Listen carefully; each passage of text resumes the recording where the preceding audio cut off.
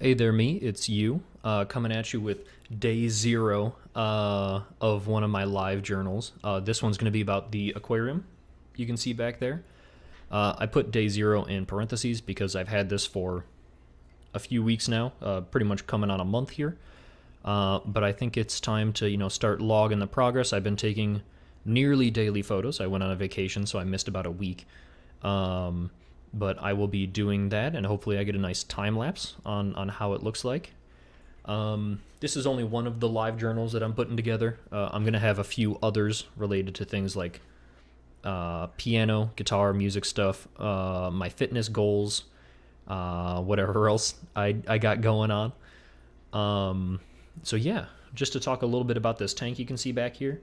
The goal is that it will be a community tank. It is 29 gallons. The goal, like I said, community tank. Right now, I got a bunch of live plants in there.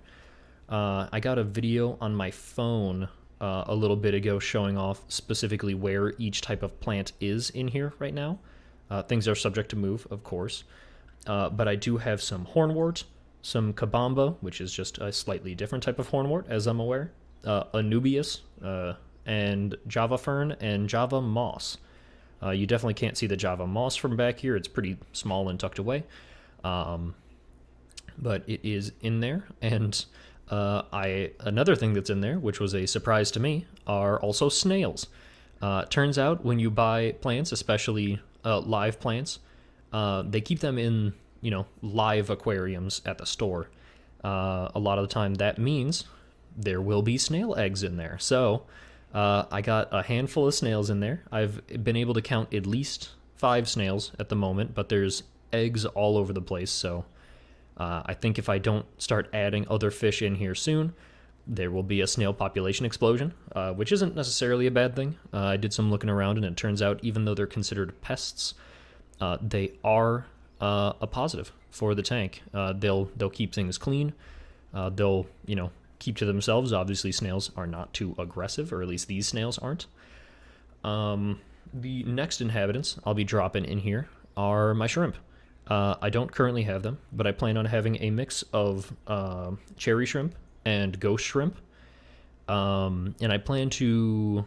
I don't want to introduce them too early because they do eat plants and they do mess around with plants. I want to make sure that these have had a good chance to sort of set up in there. Make sure that when the shrimp are introduced, they don't just start tearing it apart or derooting them or etc. other things that they can do. So waiting a little bit, but then I'll be dropping those bad boys in. I'll give them a chance. I'm trying to keep the water parameters as beneficial for them as possible so that I can at least get 1 or 2 generations of both the cherry shrimp and the ghost shrimp before I start adding in the rest of the fish. That sounds worse than it is because turns out they reproduce or they give birth every 2 weeks. So it should be pretty quick until we're adding the whole tank in. But once the shrimp get a chance to, find their hiding places, get a few generations in, get comfortable, that's when I'll start introducing the fish that are going to be more visually appealing, at least from a distance. I plan on having neon tetra.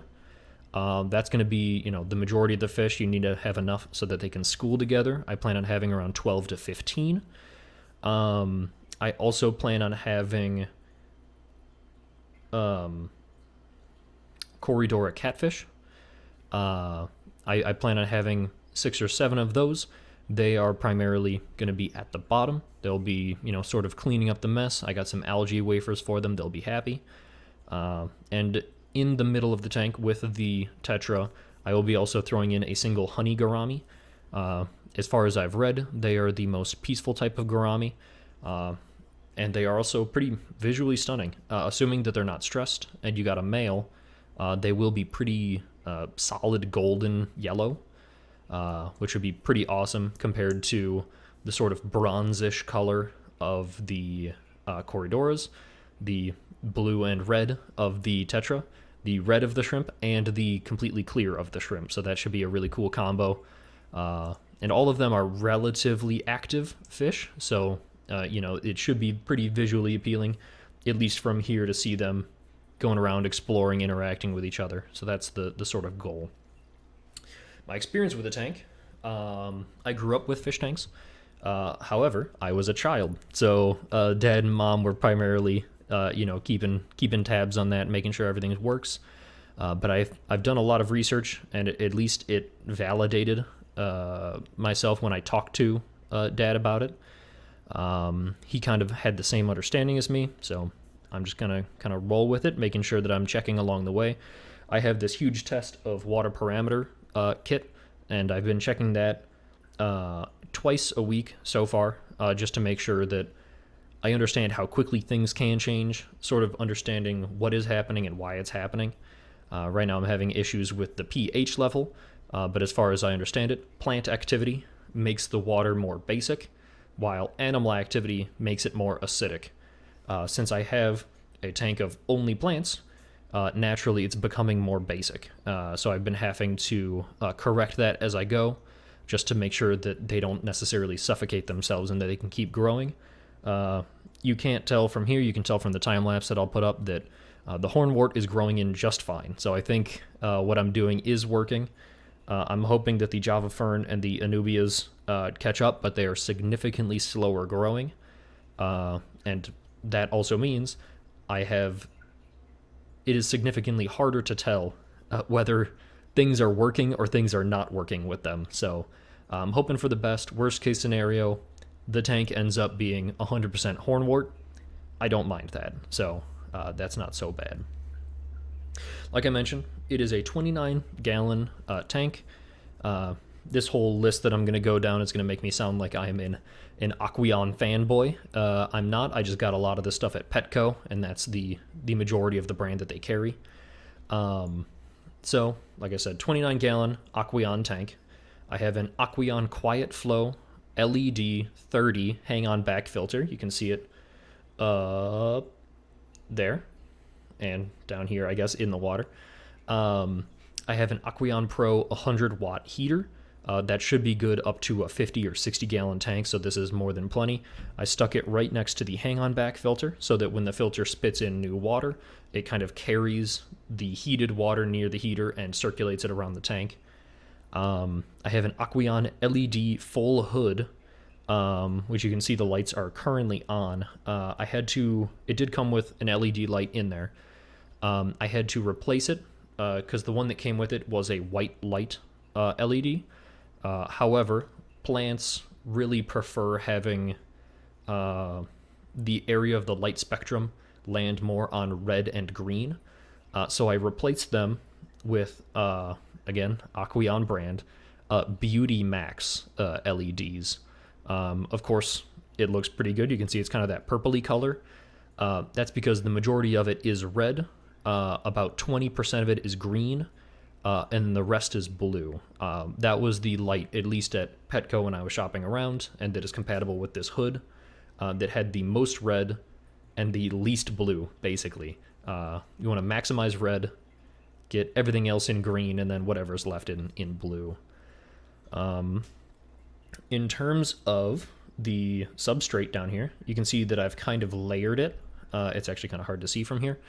But in the frontmost layer, easily seen, it is white sand.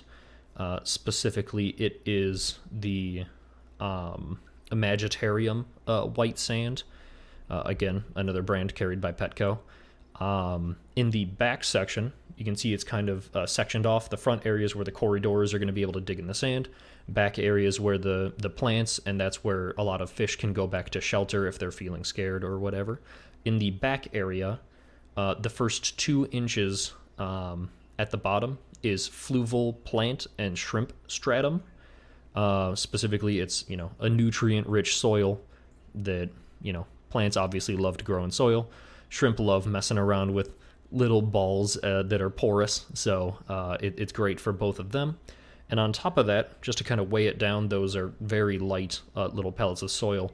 I have about an inch of Imagitarium river rock gravel. It's all very smooth gravel.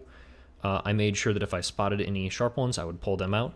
As corridors apparently have some issues with gravel, They much prefer sand, so I at least gave them half of the floor of the tank to sand so they can dig around no problem, while the back area is more for plants, shrimp, that sort of thing.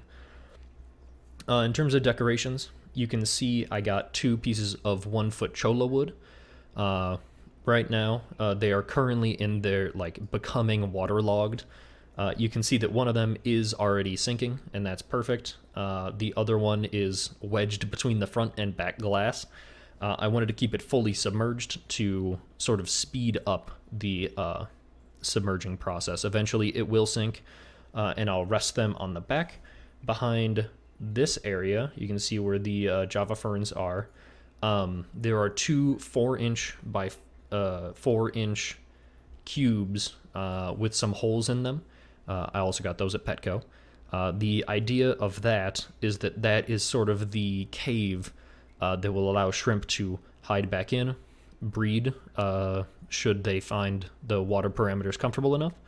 And I specifically put it at the very edge of the tank so that if you're sitting on the couch back here, you can see into the cave from the side. So even though they have their nice little protected area from the rest of the fish, they can feel safe there.